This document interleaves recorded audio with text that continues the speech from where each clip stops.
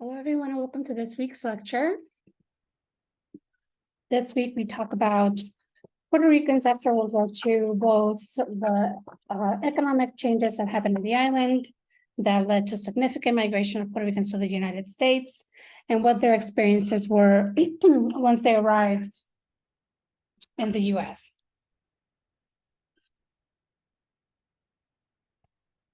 So in Puerto Rico at this time, a massive economic plan gets introduced called Operation Bootstrap. It was essentially an industrialization plan to create incentives to attract foreign manufacturers, primarily U.S. corporations.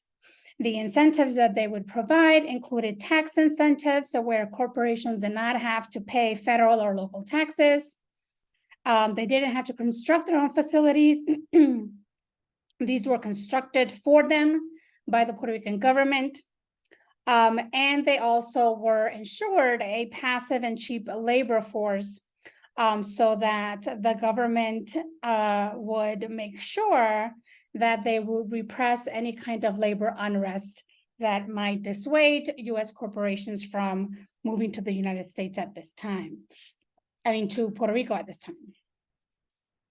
So the results of this plan are that more women end up entering the workforce. It really doesn't do a lot for the men that were unemployed at this time, because many of the corporations that go to Puerto Rico are really targeting female workers, like the garment industry. And so these factories, garment factories, as you see depicted in the picture here, pulled women out of their homes into the labor force. Which meant, of course, the men continue to be unemployed. The economic plan of Operation Bootstrap really didn't also create the number of jobs it had promised. For instance, in one town, the town of Guanica, the Phillips Petrochemical Company promised thousands of jobs will be created, not just by their plant, but also by spin-off businesses as a result of the increase in income that would come into the town. Only a limited number of jobs were actually created. And then the company left as soon as the tax incentives expired, leaving behind structures that are not only eyesores, but have polluted the immediate land. Labor-intensive companies were also replaced by high-tech companies like pharmaceutical companies. So a lot of pharmaceuticals are still in Puerto Rico. So many of your medications are actually being manufactured in Puerto Rico. This, however, required a specialized labor force. This couldn't just be a working class labor force, but it required people who have certain kind of technical and chemical skills. So only those kinds of folks were hired, which means that only a small number of people were actually able to benefit from that kind of industry. There were also government changes at this time. Public Law 600 was passed in 1950 by President Truman, which allowed Puerto Rico to finally write its own constitution, but there were certain conditions that they had to agree to. They had to agree that the form of government created through the Constitution be a representative democracy. The Constitution cannot stipulate statehood or independence for the island, and their Constitution will have to be approved by the U.S. Congress. So in 1951, the island held a referendum to see if people were willing to accept these conditions to create their own constitution. Pro-independence groups boycotted the elections and tried to get more people to do so, but were unsuccessful. So the majority ended up voting for creating a constitution following these terms. A constitutional, a constitutional convention was held, and the Commonwealth status, which is a status that still exists today, or free associated state, was created in 1952. Now, there were unofficial policies, economic policies, that were also created at this time period. As we talked about in earlier years in Puerto Rico, since it was colonized by the U.S., the constant problem that was identified was that there were too many people, that there was overpopulation. And so while at the one hand, they were trying to create more jobs through the industrialization plan, they were also trying to figure out ways to reduce the population. One of these became an intensive birth control program where a large number of women were targeted for sterilization. And many early birth control options. So one of the things that they do at this time is bring American companies that at that time were testing birth control pills. Birth control pills didn't exist yet. And instead of using American women to test their new product, these companies moved to Puerto Rico, conducted their research there, and tested their birth control pills on Puerto Rican women. Women who were offered these pills were not given adequate information about the potential danger of the pills. And the pills that were given to women at this time were 2 times stronger than the ones that were eventually approved for use by American women in the United States, resulting in numerous adverse health effects for the women who were taking these pills at the time. They also promoted sterilization as an option for women. Often this was made attractive to especially poor women because the government would be willing to pay for the sterilization operation or procedure, whereas they weren't necessarily covering other birth control options. Women were urged to get sterilized as a solution to their economic problems without being informed adequately about the procedure and its consequences. Women were sterilized often without their consent while undergoing C-sections. Husbands would be the ones who would sign the permission forms, and the women would come out of from their C-sections and would find out that they would no longer be able to have any more children. Women didn't understand that the procedure could not be easily reversed, nor of the dangers of the reversal procedure that did exist. Often it was middle-class social workers who targeted poor women in their neighborhoods, promoting sterilization as an option.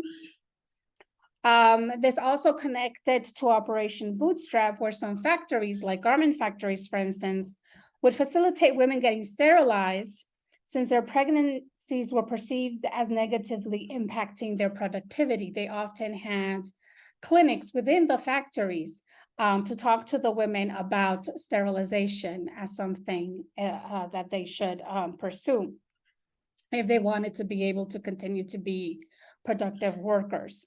This ultimately resulted in 1/3 of women in Puerto Rico being sterilized by the mid-1970s.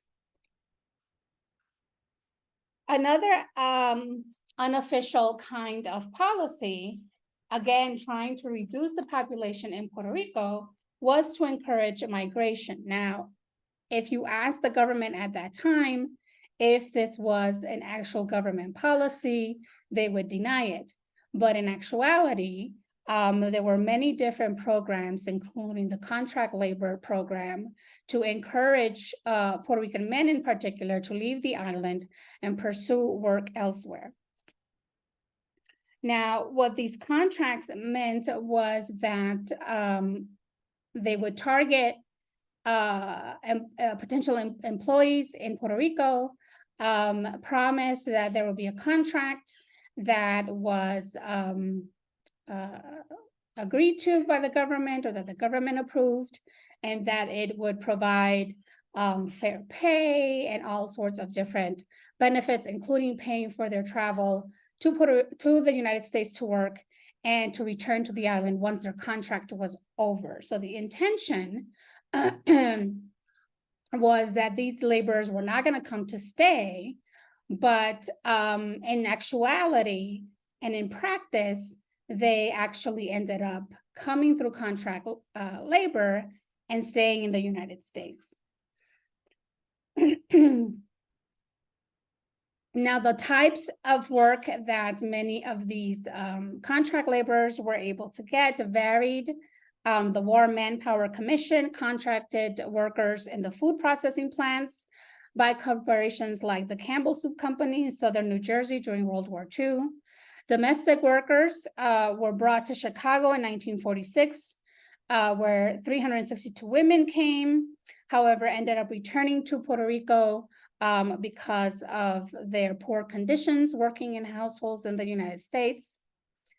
There was also another program where women were recruited on the island to be domestic workers, and training centers were established on the island to train Puerto Rican women to be domestics in the United States. However, complaints from their employers started to come in that these women didn't know enough English, that they couldn't answer the phone properly, that they didn't know how to cook. Housewives complained about having to pay these women $25 a week and wanted to pay them only $10 a week.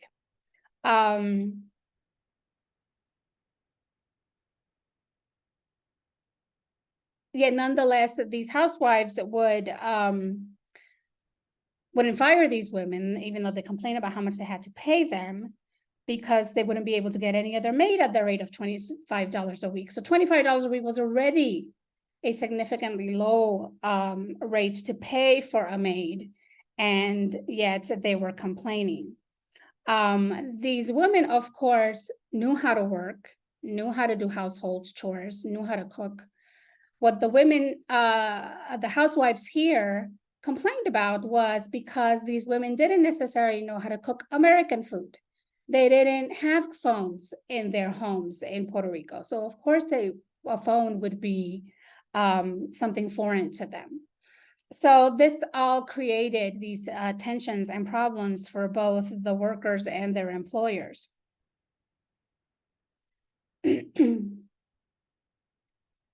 After many complaints by workers, many of them, which ended up many of them leaving their jobs, the program was terminated in 1949.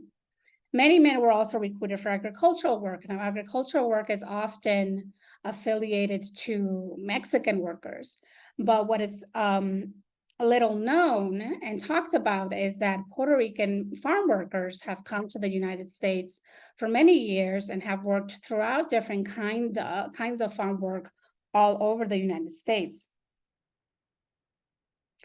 But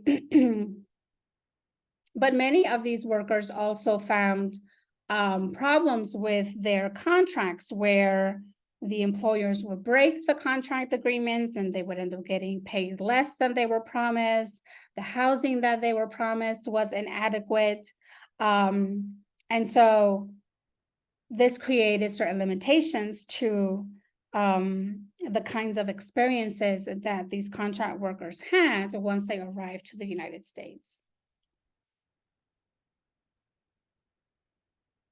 Now, one of the things that facilitated massive migration at this time was that people could move on airplanes. After the war, we had an excess of airplanes that we didn't have any use for anymore. And so this began the creation of commercial air flights that we have today. And so this made it easier for Puerto Ricans to be able to come to the United States. They didn't have to come on steamships anymore. They could grab a flight and be brought to the United States. The fact that they also had citizenship by this point made it easier to bring these types of workers to the United States than bringing workers from other parts of the world that would be immigrants. These migrants also had an easier time adapting once they arrived to the United States, especially to places like New York, because there were already some established Puerto Rican communities that had arrived and settled in earlier years. Another thing that facilitated their migration is what is known as chain migration networks, where, for instance, one family member would come, they would get a job, and they would be good workers, and their employer would ask them, do you have anyone else in your family or anyone else that you know that would be willing to come and work for my company? And so that one person would end up being the chain that would bring family members, friends, neighbors from their towns back home in Puerto Rico, and would result in those people then coming to the United States and working in the same company. So those kinds of networks facilitated this migration that started coming at this time. Over 400,000 Puerto Ricans came in the post-World War II period, thousands of them coming on a yearly basis. And again, it was through those airplane migration. Another way in which airplanes facilitated migration was that some of these corporations that were hiring contract laborers would charter airplanes to bring the workers to wherever they were coming to work. But the conditions of those airplanes, as you can see in this image, were not healthy or suitable. These are indeed lawn chairs that are bolted to the floor of this airplane. And this is how many migrants came, particularly contract laborers came in the 1950s throughout the United States.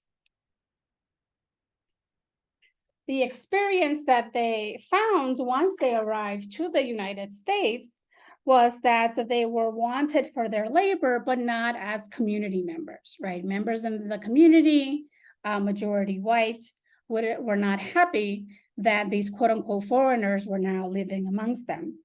This resulted in housing problems, not only discrimination where landlords refused to rent to them, but also affordability, not being able to afford housing in the United States. In New York and other parts of the Northeast, many would be searching for housing and would find advertising for rentals that said whites only. For those that could pass for white ethnics, they did so just to be able to access better housing. So sometimes if they were fair-skinned enough, if they had blue eyes or whatever, and they could quote unquote pass for white, they would not say they were Puerto Rican. They would say, for instance, that they were Italian or something else. Their children also encountered educational problems like needing language assistance. And many schools in places like New York, for instance, where all of a sudden the schools were overwhelmed with the number of children that were arriving that didn't speak English. This was a significant problem. They also were limited to low wage and unskilled work, which also in a way trapped them in low income status and neighborhoods and so on.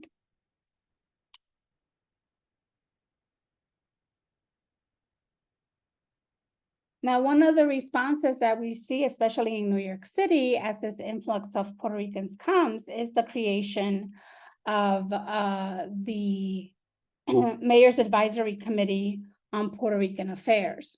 And this committee is created as a response to all of the pressures that different institutions were experiencing with the arrival of these Puerto Ricans, which were then started to be talked about as a social problem.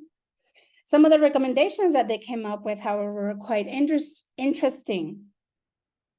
For instance, the welfare department recommended an increase in the number of Puerto Rican social workers, that these benefits also be extended to people on the island, hoping that they wouldn't then come to the United States. They also refocused the media imagery on the island as a showcase for democracy. So they were trying to also promote a positive image of Puerto Ricans in New York. And they were also recommended that we needed bilingual teachers in schools to address the children's limited English language proficiency. One of the institutions that was created at this time was the Migration Division, which was meant as a bridge between migrants in Puerto Rico before they left and once they arrived here.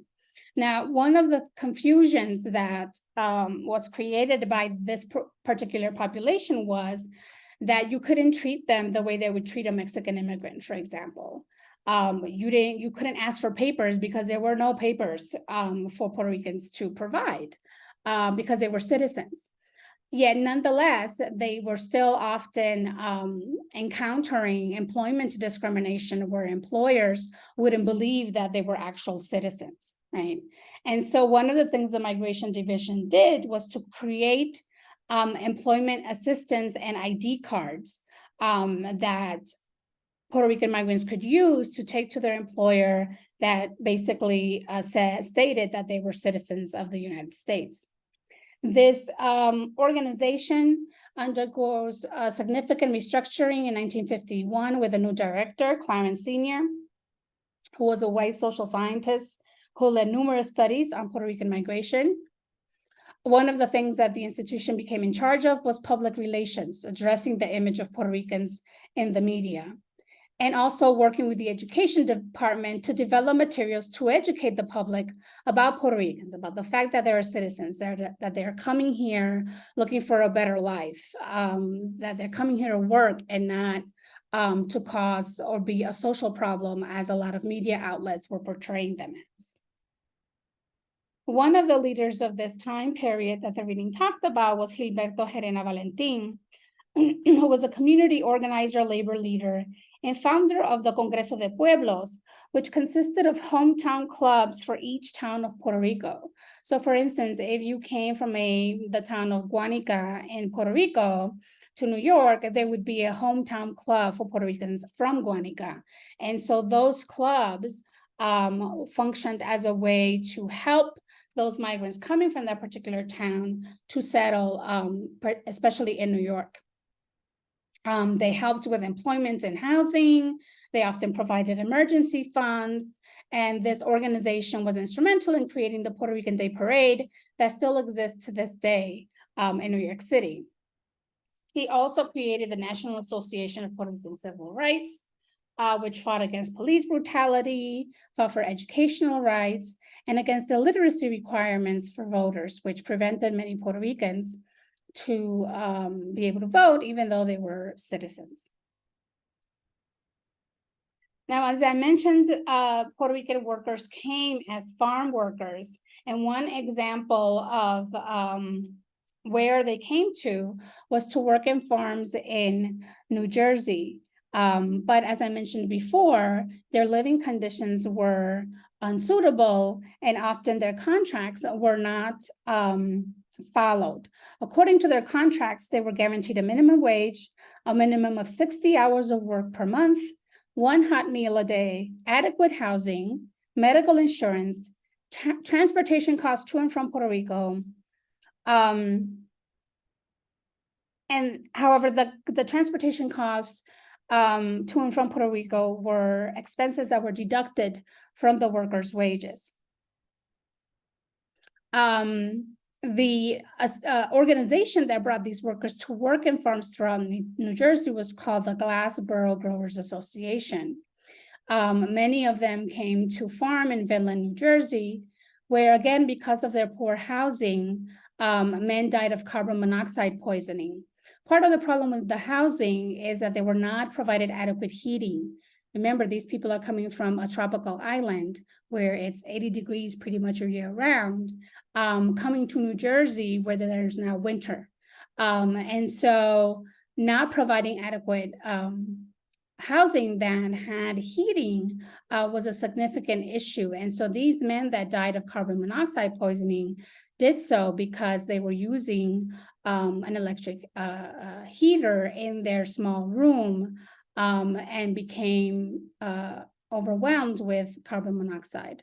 Many of them lived on labor camps on land owned by the farm owners, so they were also very isolated. They had no idea where they were or what else was around them. Were there other options?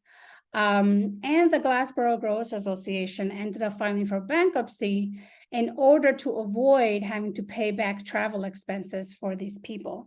So many of them ended up, in a sense, trapped in New Jersey because they couldn't afford to go back to Puerto Rico when they wanted to, and the company failed to provide the costs that they had been getting deducted for in order to be able to pay for their travel back to the island. Another case of coming to work in farms was coming to Michigan to work in the sugar beet fields. One of the first flights, this was one situation where they were chartering those smaller flights that I talked about previously. One of these first flights en route to Michigan actually crashed. 28 of the 61 laborers that were on the airplane died. Survivors spent the night floating on rafts and being attacked by sharks until they were able to be rescued by the Coast Guard. Many of the workers that did make it complained about contract violations, such as unsuitable housing, being paid by piecework instead of by the hour, and not being paid at all after weeks of work. And this was had a significant impact to their families back home. Many of these men came and had wives and children that they left back home. And the idea was that they would be sending money back home for their wives to be able to, feed and provide for their children. So to not be paid for weeks, not only was detrimental to them here, but was detrimental to their families back in Puerto Rico. Because of these conditions, many of them ended up violating their contracts and leaving for cities or their farms to look for better working conditions. Often, Puerto Rican laborers were also seen as a replacement for Mexican braceros when that program came to an end. Now, the other article talked about the different kinds of images of Puerto Ricans at this time. And so there were several ways in which the public was perceiving Puerto Ricans. One was as terrorists. The number of nationalist uprisings increased on the island as protests began against Public Law 600.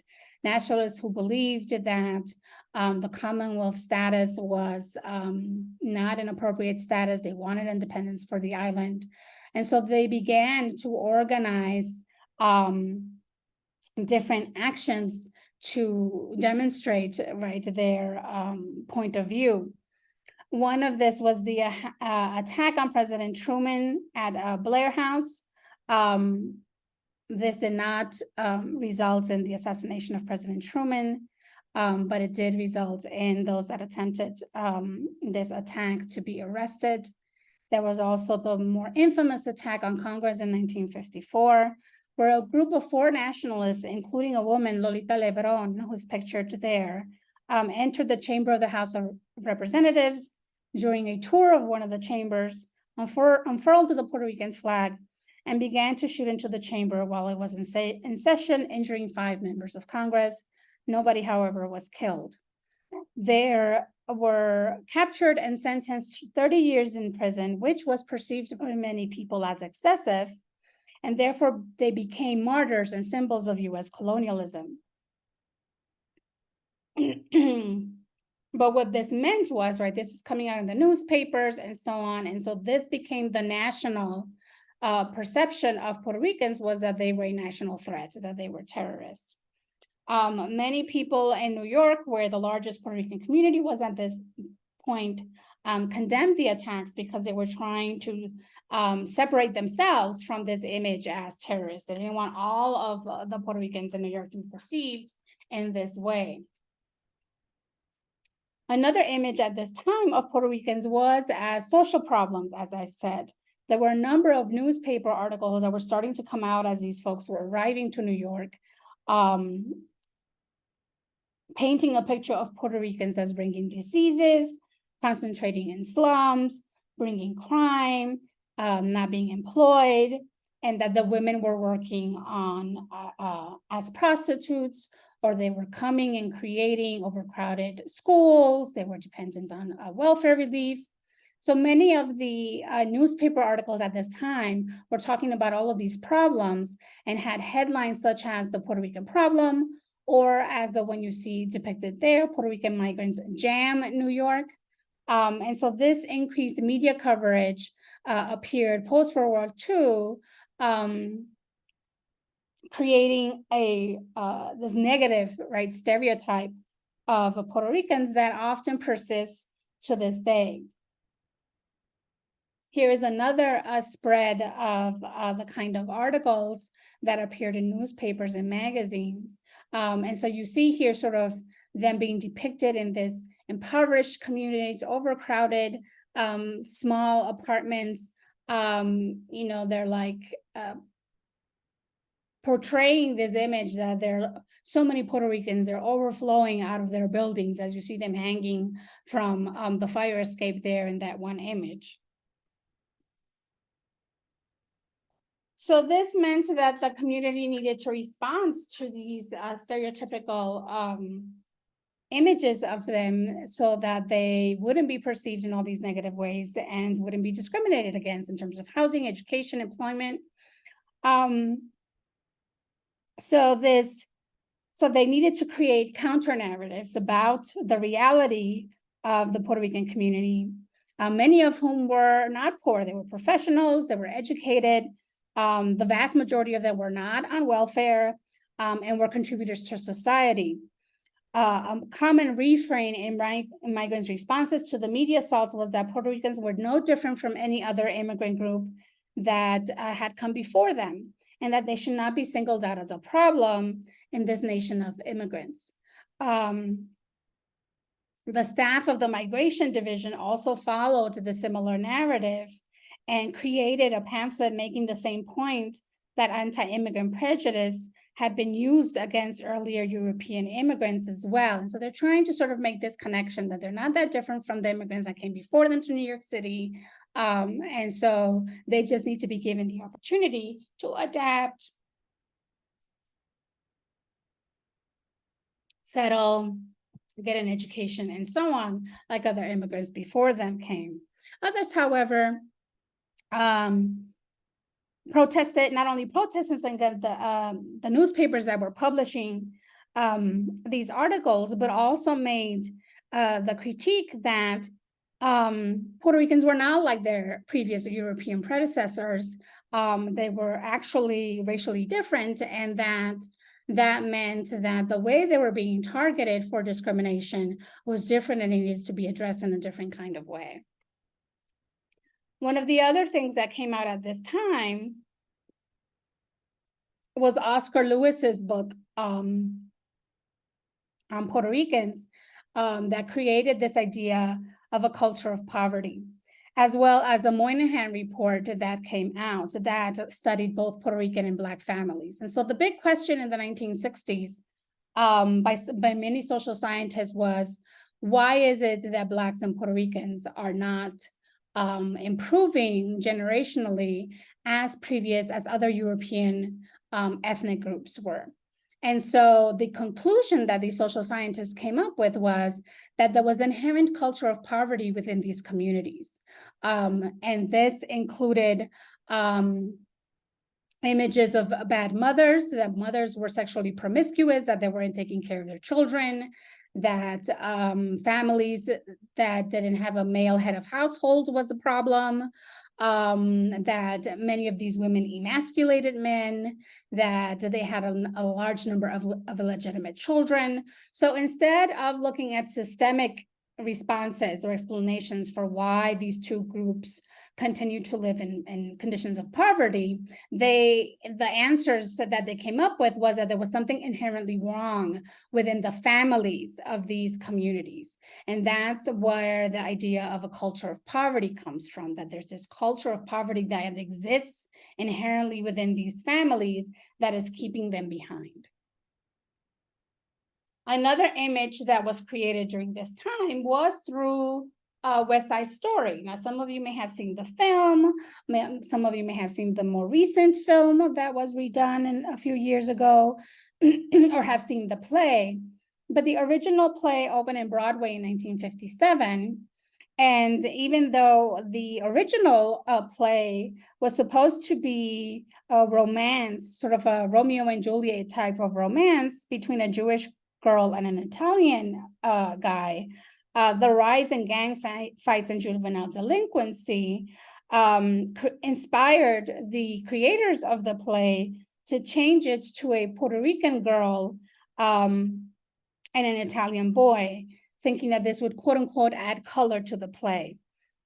What this created instead was this image of Puerto Ricans as gang members. If you have not seen the play or the movie, it is a musical, a very famous musical that, musically speaking, as a play, as a creation of art, was fabulous for its time, was revolutionary.